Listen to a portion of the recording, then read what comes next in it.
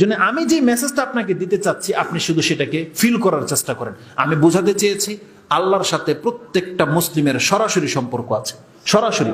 আল্লাহ কোথাও বলে নাই যে তোমার সাথে আমার সম্পর্ক নাই, কোথাও বলে নাই। ইউটার্ন মানে কি জানেন? তওবা মানে কি? তওবা মানে হচ্ছে ঘোরা। তার মানে আল্লাহ সুবহানাহু ওয়া তাআলা আমাদের দিকে ফিরে আছেন, আমরাই শুধু পাপ করে করে দূরে চলে যাচ্ছি। আল্লাহ বলছে বান্দা তুমি ঘোরো, তার মানে পাপ থেকে ফিরে আসো। তুমি ফিরলেই তোমার রবকে তোমার সামনে দেখতে পাবা। এটা না তওবা? তওবা মানেই তো এটা। আমরা না দূরে সরে যাই, আল্লাহ তো দূরে সরে যায়নি, আল্লাহ তো আমাদের দিকে তাকিয়ে আছে।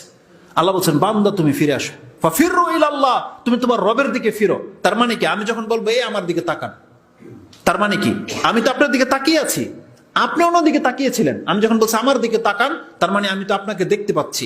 আল্লাহ কি বলতেছেন? ফাফিরু ইলাল্লাহ, তোমরা আল্লাহর দিকে ফিরো। তার মানে কি? আল্লাহ আমাদের দিকে অলরেডি তাকিয়ে আছেন। আল্লাহ বলছে বান্দা তুমি ফিরো, তুমি তো ঘুরে আছো অন্যদিকে।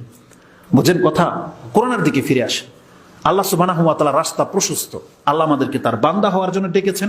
আমরা ঈমান এনেছি, আপনি শুধু আপনার ঈমানটাকে শক্ত করেন। আল্লাহ সুবহানাহু ওয়া তাআলা এই কথাগুলো বোঝার এবং সে অনুযায়ী আমল করার তৌফিক দান করেন। আমি যদি কোনো কিছু ভুল বলে থাকি, এটা আমার পক্ষ থেকে।